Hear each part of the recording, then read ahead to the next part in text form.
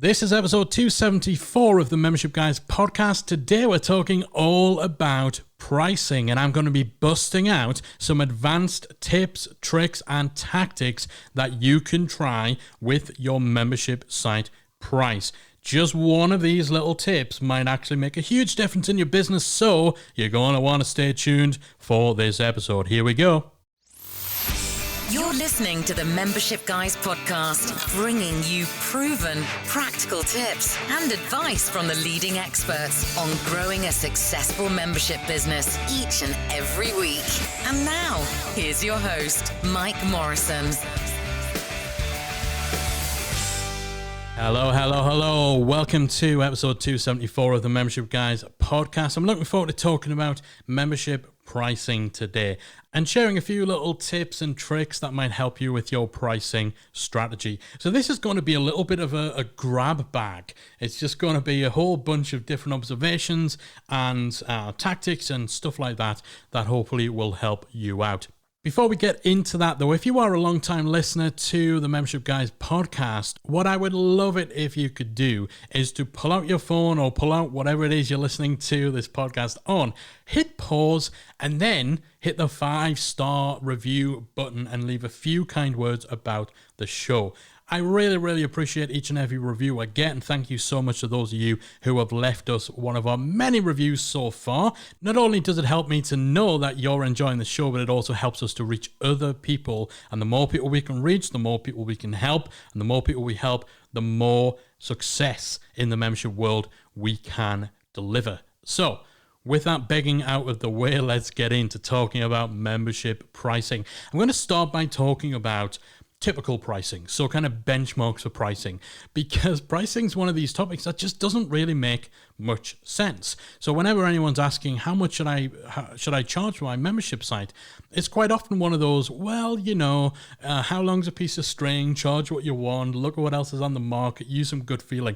There's no direct science, there's no real simple equation when it comes to pricing a membership site. However, that's a pretty unsatisfying, unhelpful answer to give, and I'm well aware that it is. So for anyone who's kind of just listening to this thing, I just want to know what to charge.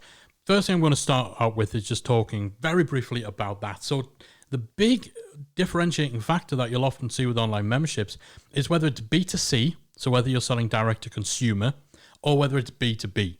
B2C memberships tend to be more hobby-based, more lifestyle-based.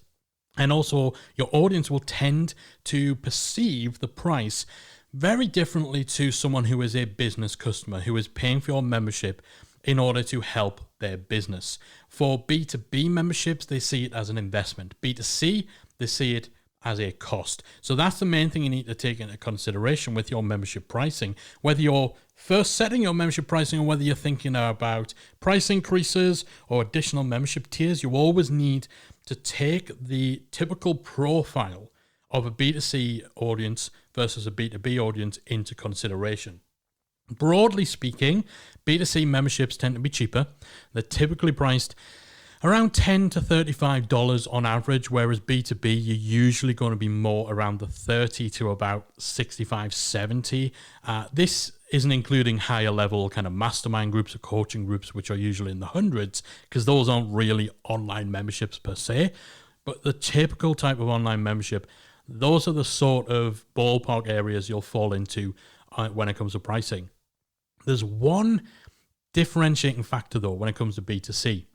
If there is a financial barrier to entry with the topic your membership covers, so if you are dealing with a subject area where someone will already have had to invest hundreds or even thousands of dollars just to get in the game. So I'm talking about people like photographers, where they'll have spent thousands on their camera, on the lenses, on all the gear.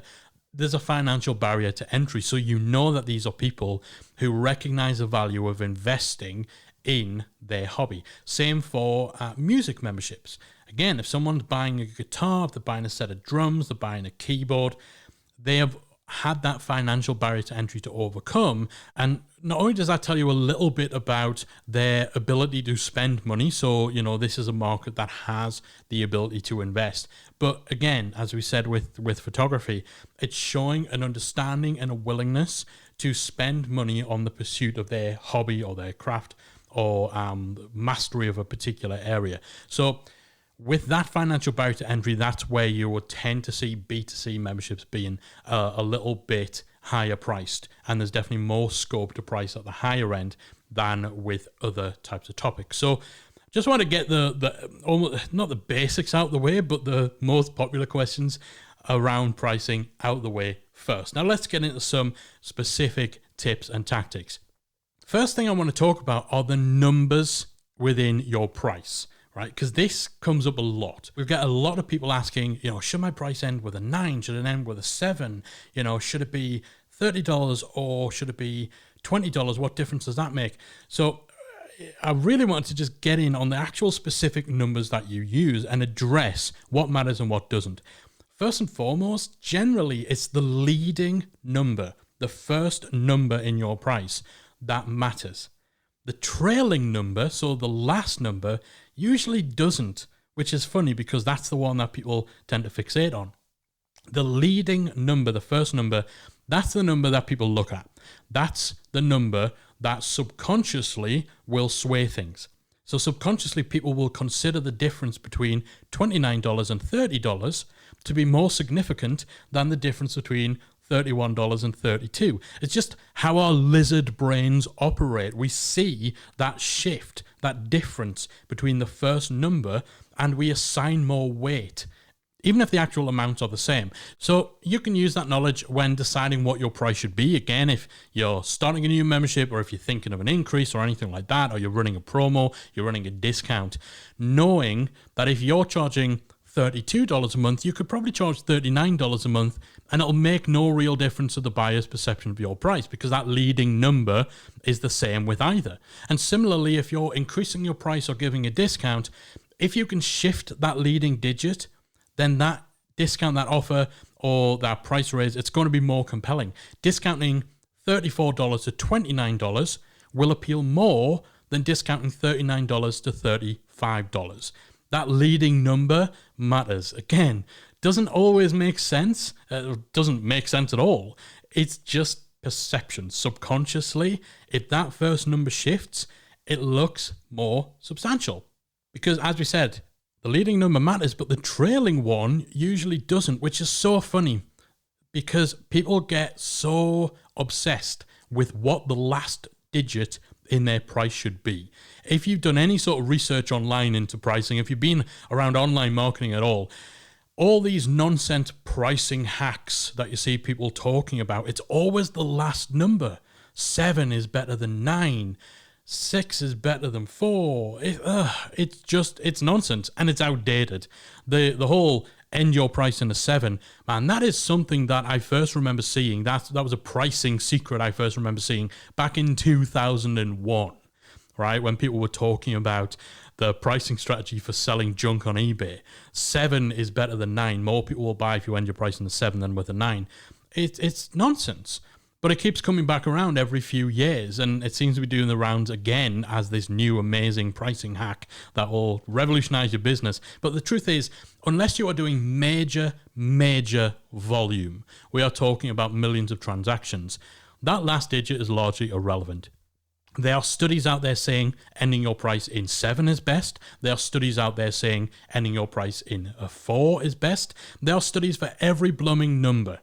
But even the ones that are credible, the studies that are credible, they are based on an extremely high number of transactions, and the differences are marginal. But at a company like Walmart, a marginal improvement can be worth millions. For you and I, not so much. That trailing number very, very rarely makes any difference whatsoever. So if you have seen this advice of, if you're not ending your prices on a 7, then it's rubbish. The first number counts. The last number, not so much. Now, we've mentioned running promotions, maybe running discounts, and we talked about how, if you're offering a discount or a launch special on your pricing, you want to make sure that first number has a shift in order to make it seem more substantial. But another tip for running discounts and money off promos, use the highest number out of the value of the saving and the percentage of the saving. Again, not everyone does this. So if your membership is $500 a year and you run a promotion for 20% off, then you should market that as a $100 discount, not a 20% discount. We pay less attention to the symbols than the numbers. 100 is the bigger number, so it appears the better deal. Similarly, if your membership is $50 a month and you have a 20% discount, then that's a saving of $10, right? So you would market that as 20% off, not $10 off. So you want to use the higher number, whether it's the percentage or whether it's the amount. Use the higher number. It seems like a better deal. It seems like a higher discount. And speaking of discount, savings and whatnot, again, when it comes to your pricing, we often get people asking, should I bill annually? Should I bill monthly? We like offering both choices. We like giving people the option of joining on a monthly subscription or on a recurring annual. If you are doing that, set your annual price at 10 times the monthly. Don't just set it at 12 times the monthly. Again, that just makes it a better deal. It's a rounded number, and it will make it more appealing for people to take that longer term commitment. And a big part of why having two different options, the annual and the monthly, work so well is because it enables you to tap into something called price anchoring. And this is a subject we're going to dive a little bit more into than we have done on some of the tips we've just ran through there, because price anchoring is so powerful. It is extremely effective, and it's utilized by some of the biggest, most successful companies in the world for that very reason. So price anchoring is basically just using the strategic positioning and marketing and even pricing of multiple options on a page in proximity to each other in a way that drives people towards one particular option or makes one of the options a no-brainer compared to the others. So there's three main ways of using price anchoring, and the first is something that you call value anchoring. So it's price and value anchoring, which is where you essentially offer a few different options on a page alongside an option that is just, by comparison, an absolute no-brainer. So a great example of this would be Adobe with their suite of design and coding and video editing software. Now, if you go to the sales page for their software, what you'll see is 7 or 8 different programs that they offer, and you'll see a price for each of them. So you might say, okay, Photoshop will cost you $20 a month, and Dreamweaver will cost you $20 a month, and Adobe After Effects will cost you $20 a month, or get access to all of these for $40 per month. So the value comparison between the option that gives you everything and paying for all the individual components is just crazy. And that uses price anchoring, right? So 8 different things where if you were to pay for them all separately, or even if you just paid for more than 2 of them, are going to add up to a far more expensive price than paying for their Creative Cloud product, which gives you all of it. So that's a great example of making that one offering the thing they really want you to sign up for. And Adobe really want you to sign up for their Creative Cloud product. They don't necessarily want you signing up for all these disparate options. They want you on that Creative Cloud. And so they price it, and they use price anchoring to make the value of Creative Cloud an absolute no-brainer. The value for money is a no-brainer compared to all the other stuff. So you see this within membership sites. In fact, we just did a masterclass inside Membership Academy about using Splinter products as a way of driving member sales. And the thinking behind this is, if you've got 10 different courses in your membership, you can make them individually available for purchase for $100 each. But then when someone goes to a sales page, they see they can buy the course for $100 or get access to this course and 10 other courses for $50 a month if you join the membership. The membership then becomes an absolute no-brainer because of the comparative value for money. So that's the first real way of using price anchoring. And again, on the membership front, if you want to see an example of this, masterclass.com, which has all sorts of different courses and programs from celebrities and huge names in different creative industries. Their courses are typically priced at about £85 each, so that's about $100 each, or you can join the membership for about $200 a year, which is essentially the price of 2 courses. So if you feel that it's likely you're going to do more than 2 of the courses they have, then the membership becomes an absolute no-brainer, and that's all because of value anchoring and price anchoring. So that's one way of using price anchoring. The second way of tapping into price anchoring is by creating what is called a decoy product. So with the first option we talked about, the idea is you can kind of say to people, okay, here are these 4 or 5 different things that you can buy separately on their own if you want, or if you want the real bang for your buck, then the no-brainer is to join the membership that gets access to everything. With a decoy product, you specifically create an option, so a tier of your membership or what have you, with the entire purpose of that option being that it makes your main option, your preferred option, look better. You actually don't want people to buy this product, and no one in their right mind would choose this product or this tier or this option over the one you actually really want to sell. So with decoy products, it taps into this phenomenon that occurs where consumers have a tendency to change their preference between 2 options when they're presented with a third option, the decoy product, that is asymmetrically dominated. So what this means is you bring in a decoy product that is priced in a way that makes one of the other options so much more attractive. It is dominated in terms of perceived value. So the quantity of stuff you get, the quality, the extra features, and so on. That decoy product is not intended to sell. It's just intended to nudge people towards the preferred option.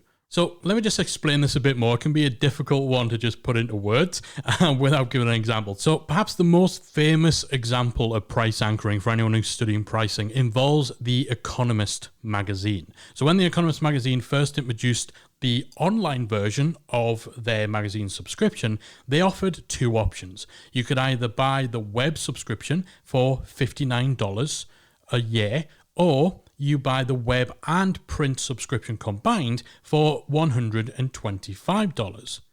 When they brought these 2 options to market, the majority of people went for the web subscription on its own for $59. This cannibalized their print business for The Economist magazine. So they tested out adding a decoy product where you could buy the print subscription on its own for $125. So their options were now get the web subscription for $59, get the print subscription for $125, or get the web and print subscription for $125. So guess what happened? Almost everyone started buying the combined web and print subscription. The addition of that decoy product, that option to just buy the print subscription for $125, made the combination option seem like incredible value compared to the other 2 options. Because suddenly, if you were to pay for the web subscription and the print subscription separately, that would cost you nearly $200. But if you went for the combo, you were essentially getting the web subscription for free, and you're getting an amazing bargain. So no one was expecting people to actually buy the print-only subscription. Why would you buy print-only for $125 when you get print and web for $125? But unlike before, where people were presented with the option of the web only for $60 or the web and print for $125, and they were just going for the web only because they were thinking, the print, in addition, it's not worth an extra $65. So their interpretation of value, their interpretation of the best option, skewed towards the web. As soon as they brought in that decoy product, it gave that context. It made the web and print combo seem like the best option, the most value. And as a result, far more people, when they tested this and they took these 3 options to market, the vast majority of people went for the combo subscription, which they weren't previously doing when they just had the 2 options. So if you're thinking of introducing a new pricing tier, or maybe you've already brought in a second pricing tier and it's just not getting the results you want, you might think about having a decoy tier that's designed to make your preferred option look a lot more attractive. So again, you'll see companies like Apple doing this. Apple use this kind of decoy product all of the time within their pricing. So spend a little bit of time on their site and looking at and paying attention to the way in which they price up the different levels of what they offer. So, you might go to buy an iPod and you might see an option where it's 4 gig of storage for $200, 32 for $350, or 64 for $400. If they just gave you the option of 4 gigabytes for $200 versus 64 gigabytes for $400, it's a more difficult decision because you don't really have a frame of reference for whether the additional 60 gigs is worth the extra $200. However, you bring in that 32 gigabyte option and that's priced at 350 gig, that gives you that frame of reference, right? Because okay, well, 32 gig is worth 350 gig, and so if I go for 64 gig and it's only $50 extra, then that's a good bargain, right? Because if 32 is worth 350, then 64 you would think logically should be 700, right? It should be double, but it's not, and therefore I can get double the storage for just $50 extra, right? That third option, that decoy product that you kind of place in the middle, that recontextualizes the decision, it recontextualizes the choice, ends up leading you more towards the option that people actually want you to buy. You could do it a different way as well. So let's say you got 4 gig for 200, 32 gigs for 350, 64 for 400. You could do it instead 4 gig for 200, 8 gig for 300, 64 gig for 400. Again, by bringing in the 8 gig for 300, you're skewing the value proposition.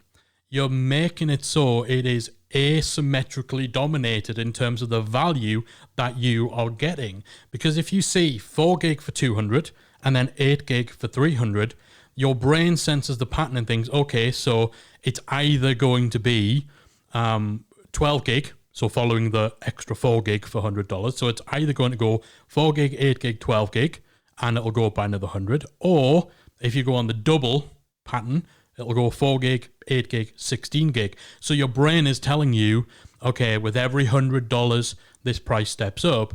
This is the pattern. It goes 4 to 8 to 12, or it goes 4 to 8 to 16, depending on which pattern you think you're sensing. So when you're kind of throwing that curveball, that the next $100 up, the next tier up, is actually 64 gig, then wow, that's an incredible amount of extra value by comparison to what would be expected, the pattern that has been established, right? So again, all this stuff almost defies reasoning in a lot of cases, but it taps into things like recognizing patterns, unconscious assumptions, all that sort of stuff. So again, decoy pricing, decoy products, real great way of tapping into that power of price anchoring. And then the third way of using price anchoring is by using comparative pricing. So this is where you compare the cost of your membership or your product to other things in the world. So one of the most recognizable examples of this is where people say, for the cost of just 1 cup of coffee per week, you can join our membership and it'll help you achieve X, Y, and Z. So again, this is about bringing context. You're anchoring the investment that someone is making in other real world, understandable, relatable situations to the investment you're asking them to make in your membership. And you're asking them essentially to compare what they get out of one versus the other, right? And this triggers a bit of a different decision-making process. You're almost daring people to answer the question of whether buying a cup of coffee is more important than solving the problem your membership solves. The suggestion is almost that spending money on their daily Starbucks is essentially money wasted. So you're willing to waste $3 a day in Starbucks, but you're not willing to spend that measly sum on improving your life. It's a total different mindset, a total different decision-making process that you're triggering by putting things into those real, understandable, relatable terms and anchoring the investment in your membership versus other things they may be spending money on. Now, hopefully it goes without saying, don't phrase it like that, like don't literally put on your sales page, hey, You're wasting all that money on coffee and you won't give me your blooming money for the membership? What? People won't take that too kindly. But hopefully this illustrates the point about getting people to truly contextualize their investment in your membership to anchor the cost against other things they're willing to pay for as a way of demonstrating the comparative value your membership brings. So that's price anchoring. Price anchoring, real powerful stuff. And there's lots of stuff online about this particular aspect of pricing if you find it fascinating like I do, because it's always real cool to go down that rabbit hole. So using price anchoring to make your membership the no-brainer option based on the value that it offers compared to the cost of individual things in your membership. The idea of using decoy products. So if you're struggling to drive sales between two different membership options, bringing in a third option where you're not intending for people to buy that, you're just utilizing that to reframe the buying decision in a way that favors your preferred option. And the third way of using the price anchoring, which is comparative pricing, where you compare the investment in your membership to real world things people are spending money on to get them to look at it from a different perspective, to really contextualize what you're asking for your membership fee compared to what they might waste money on elsewhere. So price anchoring, really good. Next thing I want to talk about in terms of advanced pricing tips and strategies is making sure that you don't offer too many options. Because having too many options, too many membership tiers, too many add-ons and configuration options to your pricing, all of that stuff adds friction and it can lead to decision fatigue. Now, I mentioned pricing tiers when we were talking about decoy products. I've also mentioned offering people a choice of annual and monthly. However, I do want to caution you about getting carried away with how many options you give to people who want to join. You really need to be careful with giving people too many choices. If you have more than 3 joining options on your sales page, you've probably gone too far. So if you have multiple product tiers, maybe make the decision to either only offer a monthly option for those tiers, or maybe just an annual option. So rather than having 3 different membership levels, each of which can either be joined on a monthly or an annual, and each of which have optional add-ons and all that sort of stuff, you need to rein that kind of thing in, because the more choices you give, the more you add friction to the buying process, which can lead to decision fatigue. This is called the paradox of choice. By providing too many choices, you make it harder to choose. The customer's brain power ends up getting diverted to figuring out what is the best option. And often the easier option for them will be to just go away and think about it and defer the decision until later, because their brain gets tired of trying to suss out which is the right way to go.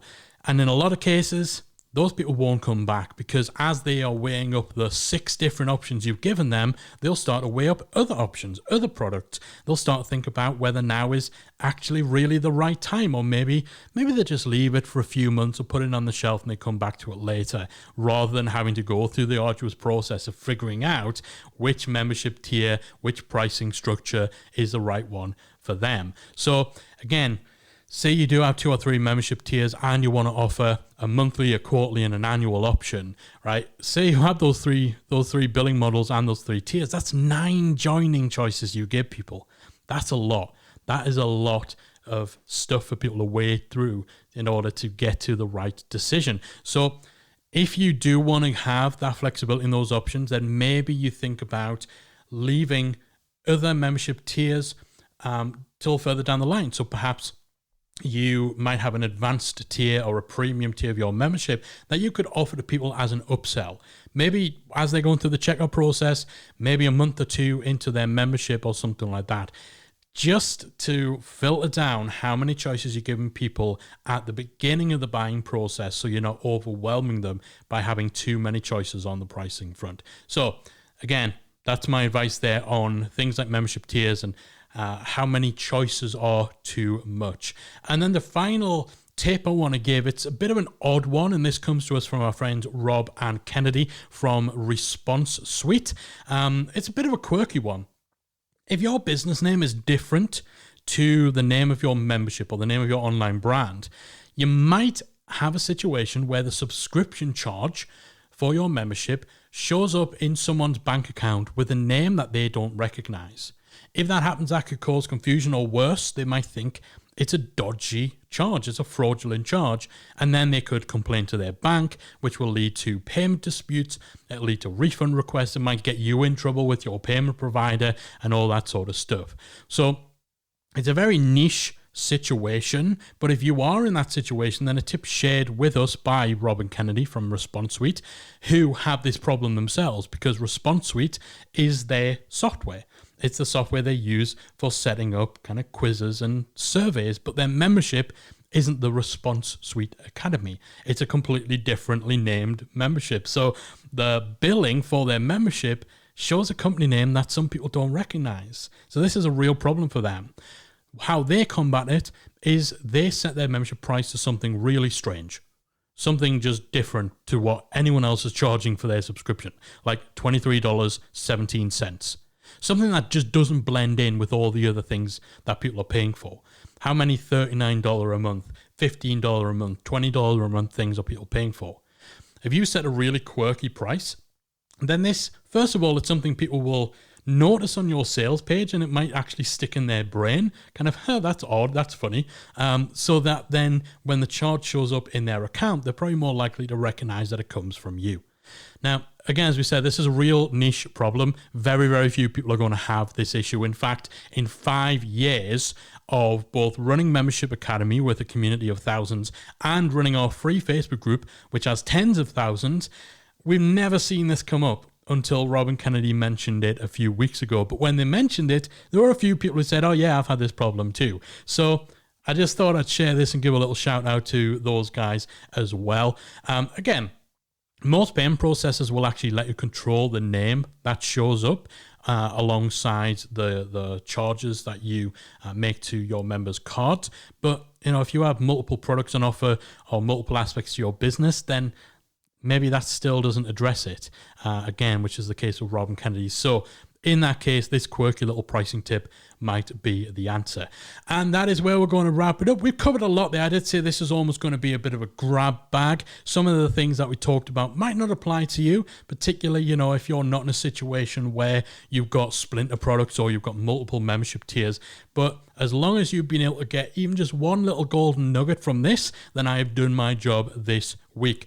I would love to hear from you to see whether any of these tips have been useful to you, whether you're going to try anything out, whether you're going to change anything in your business. As always, hit me up on social at Membership Guys on Twitter, at Membership Guy, singular, on Instagram, or you can always catch us hanging out inside our free Facebook group if you type Membership Mastermind into the Facebook app, or go to talkmemberships.com in your browser. That'll redirect you. You'll find our group. There's about 17,000 membership owners in there, and every week we share the podcast episode and we can have a little chit chat about it there. So I'd love to hear from you as to whether you're going to be able to utilize any of the tips, tricks, and tactics that we talked about today for your membership pricing strategy. Oh, this has felt like a long one. This has felt like we've covered so much ground, but hopefully it's been useful to you. That is it from me for this week. I'll be back again next week with another installment of the Membership Guys podcast.